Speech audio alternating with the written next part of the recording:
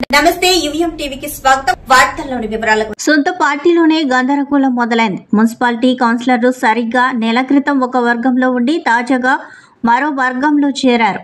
దీంతో నియోజకవర్గంలో కౌన్సిలర్ల తీరుపై చర్చ మొదలైంది. కౌన్సిలర్ల పరిస్థితి కాయరాజకాయ్ గేమ్ షో మాదిరిగా తయారైందని పార్టీ కార్యకర్తల్లో చర్చ. ఇంతకీ ఆ మున్సిపాలిటీ కౌన్సిలర్లు ఎవరు అంటే, నంద్యాల జిల్లా నందికొట్కూరు మున్సిపాలిటీలో కౌన్సిలర్ల తీరు కాయరాజకాయ్ ఆటను మరిపిస్తుంది. రాష్ట్రంలో వైసీపీ ఓటమి తర్వాత రాజకీయ పరిణామాలు వేగంగా మారుతున్నాయి. ఎన్నికల కంటే ముందు వైసీపీ నేత బైరెడ్డి సిద్ధార్థ రెడ్డి వర్గంలో ఉన్న మున్సిపల్ చైర్మన్, కౌన్సిలర్లు పార్టీ మారి కొంతమంది ఎంపీ బైరెడ్డి శబరి తండ్రి, మాజీ ఎమ్మెల్యే బైరెడ్డి రాజశేఖర రెడ్డి సమక్షంలో మరికొంతమంది Nandyal parliament incharge MLA Gitta Jayasurya ఆధ్వర్యంలో టీడీపీలో చేరారు. అయితే ఇప్పటి వరకు 29 వార్డులకు గాను బైరెడ్డి రాజశేఖర రెడ్డి వర్గం కౌన్సిలర్లు 18 మంది ఉండగా 11 మంది శివానందరెడ్డి వర్గంలో ఉన్నారు. తాజాగా బైరెడ్డి వర్గంలోని కౌన్సిలర్లు తాజాగా బైరెడ్డి శిబిరం నుంచి మారి 4 కౌన్సిలర్లు శివానందరెడ్డి వర్గంలో చేరారు. దీంతో శివానందరెడ్డి వర్గంలోని కౌన్సిలర్ల బలం 15కు పెరిగింది. ఇందులో బైరెడ్డి వర్గ కౌన్సిలర్లు 13 మంది కాగా శివానందరెడ్డి వర్గ కౌన్సిలర్లు 15 మంది. ఒకే ఒక్క కౌన్సిలర్ వైసీపీలో ఉన్నారు. దీంతో కౌన్సిలర్ల పరిస్థితి భారీగా తైలాలు సమర్పించేందుకు 2 వర్గాల నాయకులు సిద్ధమైనట్లు తెలుస్తోంది. ఒక వర్గం నుంచి మరో వర్గంలోకి లాక్కునేందుకు వర్గాల నేతలు తీవ్రంగా శ్రమించినట్లు తెలుస్తుంది. బైరెడ్డి శిబిరం నుంచి వచ్చిన కౌన్సిలర్లకు ఎమ్మెల్యే గిత్తా జయసూర్య కండువా కప్పి పార్టీలోకి ఆహ్వానించారు. మొత్తానికి కౌన్సిలర్ల తీరుపై నియోజకవర్గంలో చర్చ మొదలైంది.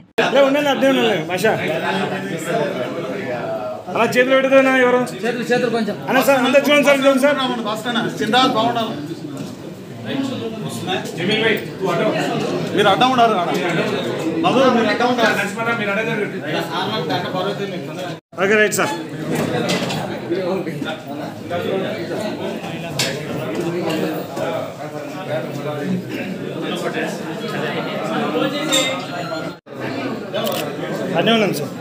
విజయ్ గారు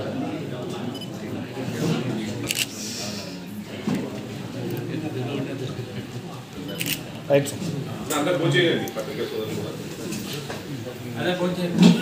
గడిచిన 5 సంవత్సరాల్లో నందికొట్కూరు నియోజకవర్గంలో అనేక రకమైనటువంటి అభివృద్ధి కార్యక్రమాలు జరుగుతాయని ఆశించినప్పటికీ ఏదైతే కౌన్సిలర్గా ఎన్నుకోబడినటువంటి ప్రజాప్రతినిధులు అందరూ కూడా వాళ్ళలో ఒక నిస్సహాయ నిస్పృహలు ఉన్నాయి.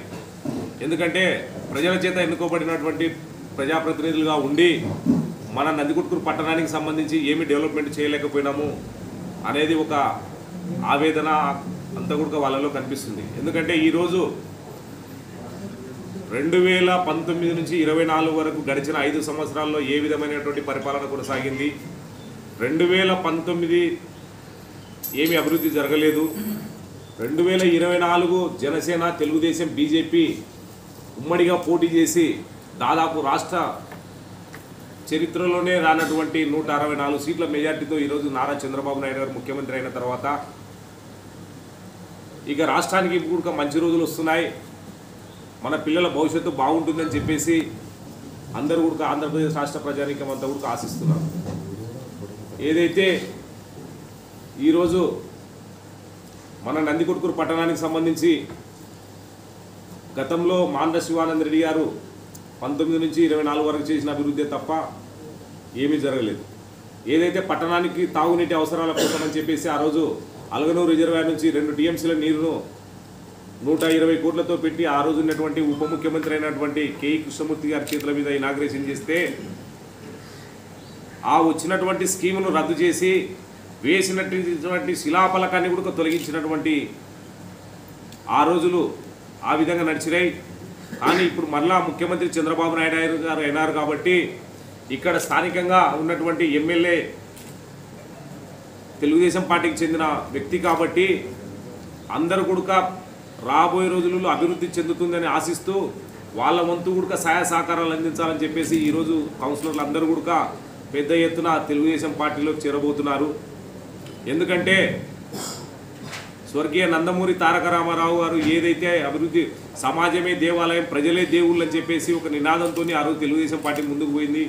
ఈ రోజు ఉన్నటువంటి పరిస్థితుల్లో మన రాష్ట్రాన్ని కానీ మన మన తాలూకా కానీ మన జిల్లాలు కానీ అభివృద్ధి చెందాలంటే ఒక నారా చంద్రబాబు నాయుడు గారి వల్లే సాధ్యమవుతుందని చెప్పి అందరూ గ్రహించి కూడా ఈరోజు తెలుగుదేశం పార్టీ వైపు ఆకర్షితులై ఈరోజు అందరు పార్టీలో చేరుతున్న వారందరికీ కూడా పేరు పేరున నా హృదయపూర్వక నమస్కారాలు తెలియజేస్తూ వాళ్ళని పార్టీలోకి ఆహ్వానించడం జరుగుతుంది. ఇక్కడికి వచ్చినటువంటి కౌన్సిలర్స్కు,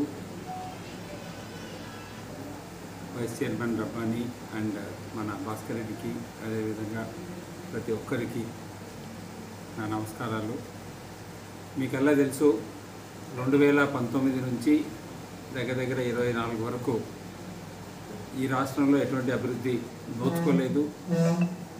ఆల్మోస్ట్ వీళ్ళు కౌన్సిలర్స్ అయ్యి 3.5 సంవత్సరం అవుతుంది. వాళ్ళకే ఎక్కడ తిరిగినా కూడా ప్రజలు క్వశ్చన్ చేస్తున్నారు. డ్రైనేజెస్ కాలువలన్నా లేవు, మంచినీళ్ళు కుళాయిలన్న సమస్య ఉంటుంది, ఆర్సీసీ రోడ్స్ అన్న సమస్య ఉంటుంది. సో అభివృద్ధి పథంలో ఆల్మోస్ట్ వీళ్ళు కౌన్సిలర్స్ అయ్యి 3.5 సంవత్సరం అవుతుంది.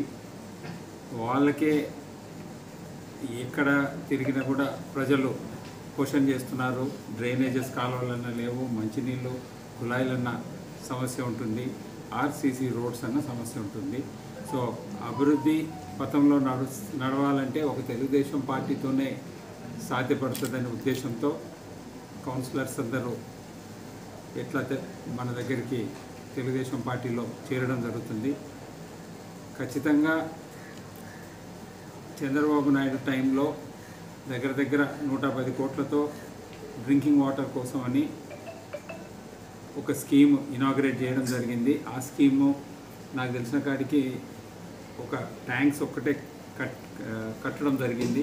ఇంకా పైప్ లైన్స్, తర్వాత అలగనూరు రిజర్వాయర్ నుంచి మిగిలిన పంపింగ్ సిస్టమ్స్ అన్నీ ఇంకా ఏర్పాటు చేసేది ఉంది. ఈ 1 or 2 years లోపలనే దాన్ని త్వరగా కంప్లీట్ చేసేసి ప్రధాన సమస్య అయినటువంటి తాగునీటి ఎద్దడి లేకుండా నందికొట్టుకు చేయడానికి తెలుగుదేశం పార్టీ కృషి చేస్తుంది.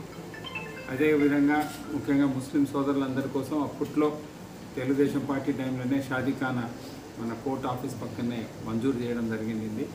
అది కూడా కొన్ని కారణాల వల్ల అప్పుడు వైఎస్ఆర్సీపీ నాయకుడైనటువంటి కాటసాని రామగోపాల్ రెడ్డి టెండరింగ్ చేయడము, తర్వాత ఆయన పని చేయకపోవడము, కొన్ని ఇబ్బందులు అయిపోయి అది కూడా పెండింగ్ పడిపోయింది. సరే, ఈ 5 సంవత్సరాలు కూడా ఇప్పటికి కూడా చూస్తే ఆ బిల్డింగ్ అట్లే పెండింగ్ ఉంది. రాబోయే రోజుల్లో ఎట్లా మన జిల్లా మంత్రి ఫరూక్ అన్న గారు మైనారిటీస్ ఉన్నారు కాబట్టి అది త్వరగా అది కూడా కంప్లీట్ చేయడానికి కృషి చేస్తాము. ఇంకా మీకల్లా తెలుసు, రోడ్ వైడనింగ్ అయినాక మధ్యన డివైడర్ ఒకటి అవసరం ఉంది. అది ఏర్పాటు చేస్తే కొద్దిగా ఇబ్బంది లేకుండా ఉంటుంది. సో ఆ పని కూడా ఖచ్చితంగా చేయడం జరుగుతుంది. తెలుగుదేశం పార్టీ అంటేనే ఎవరికైనా గుర్తొచ్చేది అభివృద్ధి గుర్తొస్తుంది. సో ఖచ్చితంగా జగన్మోహన్ రెడ్డి లెక్కల కాంట్రాక్టర్లకు ఏదో వాడు ఇదని అదని బిల్లులు ఆపేసేసి వాడిని ఇబ్బంది పెట్టేసేసి పనులు కాకుండా నిలబెట్టే పరిస్థితి అయితే ఉండదు. ఎందుకంటే మొన్ననే ఎవరో సార్ కొద్దిగా రోడ్ వేసుకుని సిమెంట్ బస్తాలు అట్లా ఇచ్చినట్టు ఇష్యూ చేసినట్టు ఉన్నాయంటే కంప్లీట్ చేసుకుంటే మా తెలుగుదేశం పార్టీలో వీఆర్ ప్రో ప్రోగ్రెస్, ప్రో డెవలప్మెంటే. సో మీరు పని కంప్లీట్ చేసుకోండి. సరే, ఎవరైతేనేముంది, టెండరింగ్ అయిపోయింది, ప్రజలైతే ఇబ్బంది. ప్రజాశక్తి 44వ వార్షికోత్సవం సందర్భంగా కర్నూలు నగరంలోని మండల పరిషత్ హాల్ నందు 44వ వార్షికోత్సవ సభ ప్రజాశక్తి జనరల్ మేనేజర్ ఈ నరసింహ అధ్యక్షతన జరిగింది. ఈ సభకు ముఖ్య అతిథిగా విచ్చేసిన పాణ్యం ఎమ్మెల్యే గౌరీ చరితారెడ్డి ప్రజాశక్తి ముద్రించిన ప్రత్యేక సంచికను ఆవిష్కరించారు. ఈ సభలో జిల్లా ప్రైవేట్ విద్యా సంస్థల అధినేత జి పుల్లయ్య, ప్రముఖ gastro enterologist doctor Shankar Sharma, private engineering college యాజమాన్యం నాయకులు కెవి సుబ్బారెడ్డి, ప్రైవేట్ విద్యా సంస్థల రాష్ట్ర నాయకులు పివి సుబ్బయ్య, జిల్లా కార్యదర్శి వాసుదేవయ్య, విష్ణు కన్స్ట్రక్షన్ అధినేత నగరూరు శ్రీనివాసరావు, సిపిఎం జిల్లా కార్యదర్శి, జిల్లా కాంగ్రెస్ అధ్యక్షులు బాపురావు, వివిధ ప్రజా సంఘాల నాయకులు అలివేలమ్మ, అంజిబాబు, ఆనంద్ బాబు తదితరులు మాట్లాడారు. ఈ సందర్భంగా వారు మాట్లాడుతూ ప్రజాశక్తి దినపత్రిక ప్రజల పక్షాన నిలిచి నిజాయితీగా వార్తలు అందిస్తుందని కొనియాడారు. కార్పొరేట్ సంస్థల మీడియా వెళ్తున్న ఈ కాలంలో ప్రజలే పెట్టుబడిగా ప్రజల కోణంలో వార్తలు అందిస్తున్న ప్రజాశక్తి దినపత్రిక విజయవంతంగా నిర్వహించడం గర్వకారణమని అన్నారు. ప్రజాశక్తిని ముందుండి నడిపిస్తున్న సిబ్బంది, విలేకరులకు వక్తలు అభినందనలు తెలియజేశారు. వివిధ ప్రజా సంఘాల నాయకులు, ప్రజాశక్తి సిబ్బంది, విలేకరులు ఈ కార్యక్రమంలో పాల్గొన్నారు. కర్నూలుకి మినిస్ట్రీ వచ్చింది. సో ఆయన ఒక industrial minister. So you can understand ministry. యాక్చువల్గా వీళ్ళు కమ్యూనిస్టులు చైనా గురించి గొప్పగా చెప్పాలనుకున్నప్పుడల్లా మన మైండ్ ఆల్రెడీ పాయిజన్ అయిపోయింది. రష్యా గురించి అంటే వాడు ఉక్రెయిన్తో యుద్ధం చేస్తున్నాడు. కొన్ని నియంత్రణ పాలన అంటే మనము ఇస్లామిక్ కంట్రీస్ చూస్తున్నాము. మహిళలకు రైట్స్ లేవు, చట్టాలమైన వ్యవస్థలో వాళ్ళు రన్ అవుతున్నారు. కొన్ని అమెరికా అనుకున్నాం. మనకి కర్నూలుని మనకి ఇంకా అభివృద్ధి పదంలో నడవాలని ఖచ్చితంగా అదే కోరుకుంటా ఉన్నాం. ఎందుకంటే మనకి మినిస్టర్ గారు కూడా ఈజీ భరత్ గారు ఉన్నారు. ఆయన కూడా ఇండస్ట్రియల్ మినిస్టర్. వాళ్ళకి ఆ శాఖపై కూడా వాళ్ళ అవగాహన ఉంది. కాబట్టి చంద్రబాబు నాయుడు గారు కూడా ఎవరికైతే ఏ శాఖ సరిపోతుందో అని కరెక్ట్గా ఆ శాఖని కేటాయించడం జరిగింది. తప్పకుండా ఓర్వకల్లు మా పాణ్యం నియోజకవర్గంలోనే ఓర్వకల్లు గతంలో చంద్రబాబు నాయుడు గారు ఉన్నప్పుడే ఇండస్ట్రియల్ హబ్ అయ్యింది. మనకి ఈరోజు మనకి ఎయిర్పోర్ట్ వచ్చినా, అలాగే జైరాజ్ ఇస్పాత్ ఉక్కు పరిశ్రమ వచ్చిందంటే, అలాగే డిఆర్డిఓ వచ్చిందంటే, ఈరోజు సోలార్ పవర్ పార్క్ ఉందంటే అదంతా చంద్రబాబు నాయుడు గారే గతంలో ఆయన ముఖ్యమంత్రిగా ఉన్నప్పుడే మనకి ఇవన్నీ రావడం జరిగింది. అందుకే ఇప్పుడు కూడా మన ఓరకల్లు మండలాన్ని నోడుగా ప్రకటించడం జరిగింది. కేంద్రము తప్పకుండా నిధులు వస్తూ ఉన్నాయి. అంతేకాకుండా ముఖ్యంగా వెనుకబడిన మన రాయలసీమ జిల్లాలకు అయితేనేమి, దాంతోపాటు మనకి అమరావతి నిర్మాణానికి అయితేనేమి, పోలవరానికి అయితేనేమి, అలాగే రాయలసీమ 4 జిల్లాలతో పాటు ప్రకాశం జిల్లాకు కూడా నిధులు కేటాయిస్తామని కూడా చెప్పడం జరిగింది. కాబట్టి చంద్రబాబు నాయుడుతోనే మన రాష్ట్రం అభివృద్ధి చెందుతుంది. ముఖ్యంగా కర్నూలు పట్టణాన్ని రూపురేఖలే మారిపోతాయని కూడా ఈ సందర్భంగా తెలియజేస్తా ఉన్నా. ఎందుకంటే ఈ రోజు ఎంతో మంది పిల్లలు చదువుకొని ఉద్యోగాలు లేక, ఉపాధి దొరకక చాలా ఇబ్బంది పడతా ఉన్నారు. రోజు మా దగ్గరికి ఎంతో మంది మాకి బీటెక్ అయిపోయింది, డిగ్రీ అయిపోయింది, మాకు ఉద్యోగం కావాలి, ఉపాధి చూపించండి. కాబట్టి ఈ పరిశ్రమలు వస్తే కన్నా మన కర్నూలు వీళ్ళకి ఎంతో ఉపయోగకరంగా ఉంటుంది. తప్పకుండా మేము కూడా సీఎం గారి దృష్టికి తీసుకెళ్ళి త్వరలోనే మనకి ఇంకా పరిశ్రమలు కూడా వచ్చే అవకాశాలు కూడా ఉన్నాయి. ఆల్రెడీ ఇప్పటికే సీఎం గారు వాళ్ళతో మాట్లాడడం కూడా జరిగింది. కాబట్టి తప్పకుండా మా బాధ్యతగా మేము మనకి పరిశ్రమలు వచ్చేలాగా, మన కర్నూలు బాగా అభివృద్ధి చెందేలాగా, సాగునీటికి అయితేనేమి, తాగునీటికి అయితేనేమి, అలాగే ఇంకా మనది కర్నూలు కూడా స్మార్ట్ సిటీగా చేసి అన్ని అవకాశాలు కల్పిస్తామని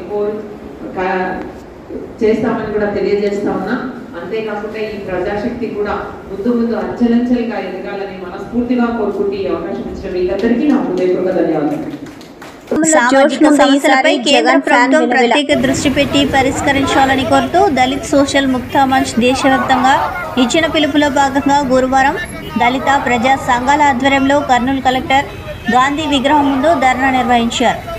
కర్నూలు న్యూ సిటీ అధ్యక్షులు యేసురాజు అధ్యక్షతన జరిగిన ధర్నా కార్యక్రమాన్ని ఉద్దేశించి కేవీపీఎస్ రజక వృత్తిదారుల సంఘం, కాటి కాపరి, గుంతలు తీసే వేగనుల సంఘం, ఎస్ఎఫ్ఐ, చర్మకార వృత్తిదారుల సంఘం, దళిత ఉద్యోగుల సంఘం, దళిత మహిళా సంఘం, క్యావెంజర్స్ కార్మిక హక్కుల పోరాట సంఘం, పిఎన్ఎం సంఘాల జిల్లా ప్రధాన కార్యదర్శులు MD Anand Babu, C Gurushekar, NG Krishna, S Abdulla, Sumala Antony, K Raj Kumar, D Vijayamma, Andhra Guruswamy, Raju, CITU జిల్లా ఉపాధ్యక్షులు మారల రామాంజనేయులు, సమాచార హక్కు ఐక్య వేదిక నాయకులు టి లక్ష్మీనారాయణ, డివైఎఫ్ఐ జిల్లా అధ్యక్షులు రాఘవేంద్ర, ఆంధ్రప్రదేశ్ డప్పు కళాకారుల సంఘం జిల్లా ఉపాధ్యక్షులు జె వెంకటేశ్వర్లు మాట్లాడారు. ఈ సందర్భంగా వారు మాట్లాడుతూ దేశంలో ఏలికలు ఉన్న పాలకుల కారణంగా తేదీలు మారుతున్నాయి తప్ప దళితుల బాధలు తీరడం లేదని అన్నారు. దళితుల సామాజిక స్థితిగతులు మారాలి అంటే స్పెషల్ కాంపోనెంట్ ప్లాన్ను అమలు పరిచి తీరాలని ఆనాటి కేంద్ర ప్రభుత్వం చెప్పింది తప్ప బడ్జెట్లో కేటాయించిన బడ్జెట్ను అమలు చేయడంలోనూ లోపాలు కొనసాగుతూ వస్తున్నాయని అన్నారు. బీజేపీ అధికారంలోకి వచ్చిన తర్వాత నీతి ఆయోగ్ పేరుతో పంచవర్ష ప్రణాళికలను తీసివేసి దళితుల సంక్షేమం అన్నది మాటకు మాత్రమే పరిమితం చేశాయని అన్నారు. 2013లో ఉమ్మడి ఆంధ్రప్రదేశ్లో ఎస్సీ/ఎస్టీ సబ్ప్లాన్ చట్టాన్ని సాధించినప్పుడు ఏపీ తరహాలో దేశం మొత్తం సబ్ప్లాన్ చట్టాన్ని అమలు చేస్తున్నామన్న హామీతో ముందుకెళ్లిన మోదీ మూడవసారి అధికారాన్ని చేపట్టిన దాని ఊసు మాత్రం ఎత్తడం లేదని అన్నారు.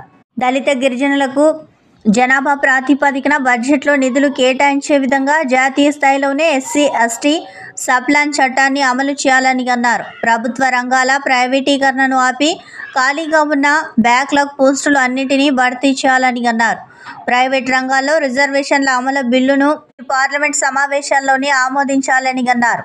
ప్రమోషన్లు రిజర్వేషన్లకు రాజ్యాంగ రక్షణ కల్పించాలని, ఎస్సీ ఎస్టీ అట్రాసిటీ చట్టాన్ని పకడ్బందీగా అమలు చేయాలని వారు డిమాండ్ చేశారు.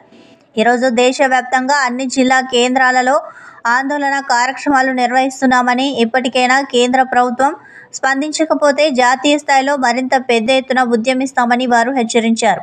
ధర్నా కార్యక్రమంలో కేవీపీఎస్ జిల్లా నాయకులు రోసయ్య, చిన్న వ్యాపారస్తుల సంఘం నాయకులు లాలు, చర్మకార వృత్తి సంఘం జిల్లా ఉపాధ్యక్షులు ఎన్ చక్రపాణి, నాయకులు బీదన్న, డప్పు కళాకారుల సంఘం జిల్లా నాయకులు భైరపురం కృష్ణ, రామకృష్ణ, మహిళా నాయకులు జయమ్మ, పిఎన్ఎం నాయకులు బతుకన్న, బాలు తదితరులు పాల్గొన్నారు.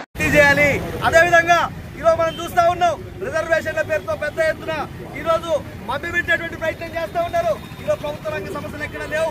ప్రభుత్వ రంగ సంస్థలన్నింటినీ కూడా ప్రైవేట్ పరం చేస్తూ ఉన్నారు. ఒక్కొక్కటి అమ్మే ప్రయత్నం చేస్తూ ఉన్నారు.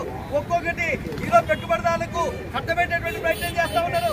ఉన్న ప్రభుత్వ రంగ సంస్థల్లో పోయిన తర్వాత ఇంకెక్కడ ఎత్తుకోవాలి. అందుకోసమే ప్రభుత్వ రంగ సంస్థల్ని కాపాడాలి.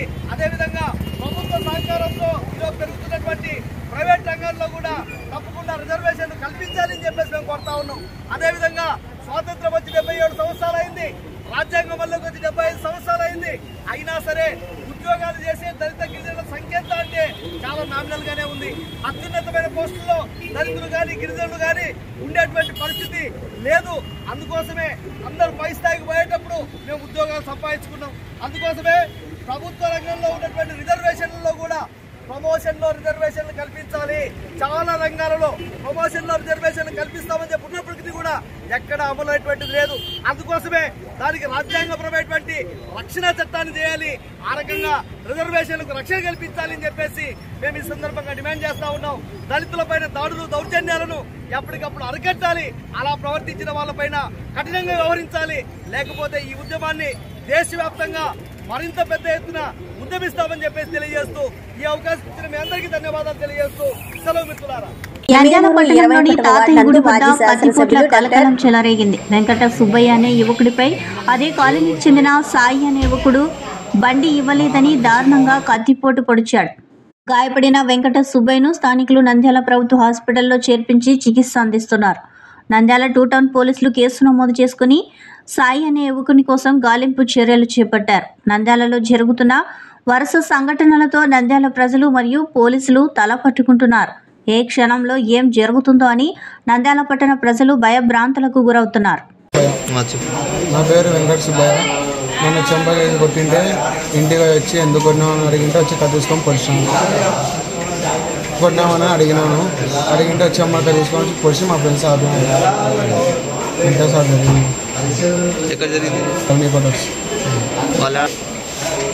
రబ్బీ క్రీడలను కర్నూలుకు చెందిన ప్రముఖ గ్యాస్ట్రోఎంట్రాలజీ వైద్యులు శంకర్ శర్మ ప్రారంభించారు. కర్నూలులోని ఆదర్శ పాఠశాల మైదానంలో కర్నూలు జిల్లా రబ్బీ అసోసియేషన్ ఆధ్వర్యంలో ఈ పోటీలను నిర్వహించారు.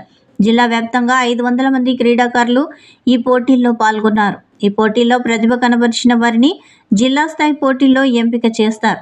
ఈ సందర్భంగా డాక్టర్ శంకర్ శర్మ మాట్లాడుతూ విద్యార్థులు చదువులతో పాటు క్రీడల్లో పాల్గొనాలని అన్నారు. క్రీడల్లో పాల్గొంటే ఏకాగ్రత పెరుగుతుందని అన్నారు. విద్యార్థులు ముఖ్యంగా సెల్ ఫోన్కు డ్రగ్స్కు దూరంగా ఉండాలని డాక్టర్ శంకర్ శర్మ కోరారు. కర్నూలులో క్రీడలను రాజ్యసభ మాజీ సభ్యులు టీజీ వెంకటేష్, రాష్ట్ర మంత్రి టీజీ భరత్ ఆధ్వర్యంలో ప్రోత్సహిస్తున్నారని ఆయన తెలిపారు. కర్నూలు క్రీడాకారులు భవిష్యత్తులో ఒలింపిక్ గేమ్స్లో పథకాలు సాధించాలని ఆయన కోరారు. భూపతిరావు గారు ఇటుపక్క లెఫ్ట్ సైడ్ ఉన్నాడు. అలాగే జిల్లా హాకీ అసోసియేషన్, అలాగే మీ అందరినీ పిలిపించిన పీఈటీల కోసం 1 సంవత్సరాలున్నా ఆడిపించుకోండి అని చెప్పి పర్మిషన్ ఇచ్చినారు. తిమ్మయ్య సార్ గారికి, వారి కుమారునికి హరికిషన్ గారికి అసోసియేషన్ సెక్రటరీ సుధీర్ గారిని కోరుతున్నాం. స్పోర్ట్స్ తరఫున తన యొక్క సహాయ సహకారాలు ఉంటాయని చెప్పి ప్రత్యక్షంగా తెలిపారు. ఇక్కడ కాదు హుషనాపురానికి వచ్చి కూడా సహాయ సహకారాలు అందించారు సారు.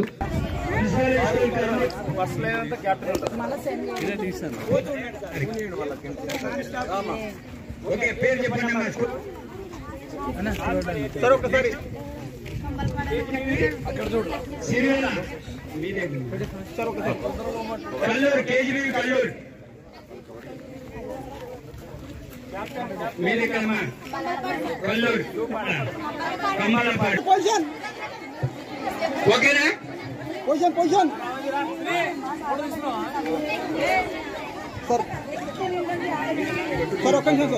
అంతా కూడా సంతోషంతో ఉత్సాహంతో ఈ రగ్బీ గేమ్ లో పార్టిసిపేట్ చేయాలి.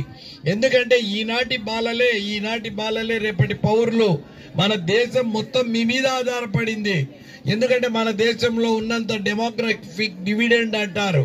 అంటే యూత్ ఇంతమంది ఏ ప్రపంచంలో ఏ కంట్రీలో లేరు. కాబట్టి అన్ని కంట్రీస్ అన్ని మన మీద ఆధారపడాల్సిందే. ఒలింపిక్స్ లో చిన్న చిన్న కంట్రీలు గెలుచుకొని పోతున్నాయి. మనకు కొద్దిగా బాధగా ఉంటుంది. కానీ ఏదో ఒక రోజు కర్నూలు నుంచి ఒలింపిక్ స్పోర్ట్స్ స్టార్స్ డెవలప్ అవుతారు.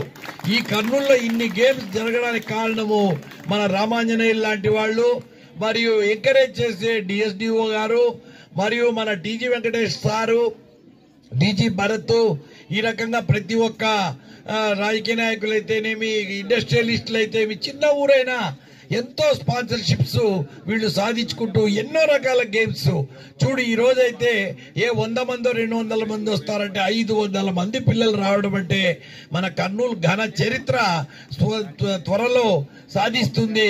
రాష్ట్రంలో ఏదో ఒక రోజు మన ప్రియతమ చీఫ్ మినిస్టర్ చంద్రబాబు నాయుడు గారు ఏమండి కర్నూలులో ఇంత భయంకరంగా ఇంత బాగా జరుగుతున్నాయి స్పోర్ట్స్ అని ఆయన ఆశ్చర్యపోయే విధంగా ఏదో ఒక రోజు ఆ ఘనత మనం సాధిస్తామని ఈ కర్నూలు ప్రజల్లో చాలా మంది కూడా స్పోర్ట్స్ ను ఎంకరేజ్ చేయాలని, పిల్లలను ఉత్సాహపరచాలని.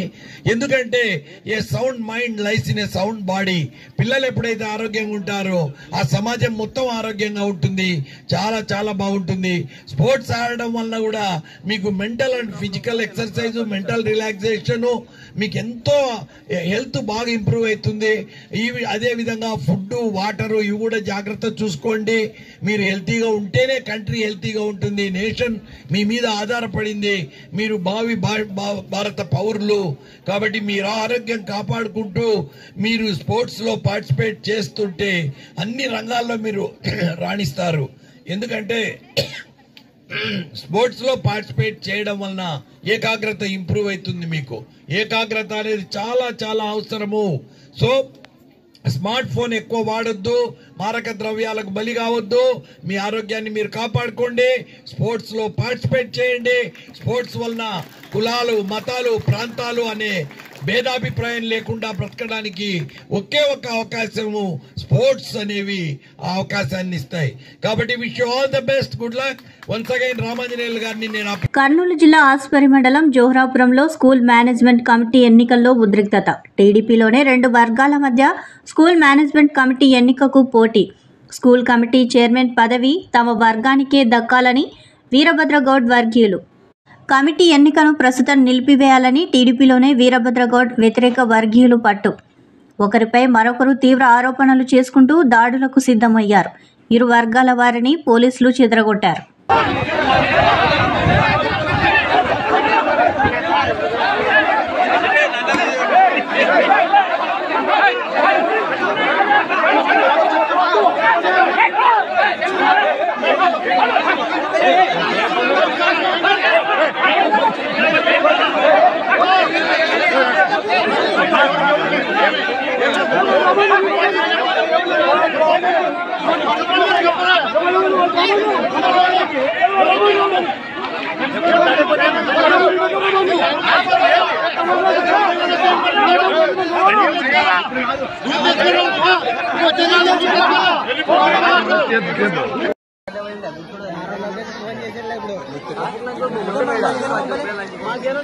నంద్యాల జిల్లాలో లాకప్ డెత్ జరిగిందా?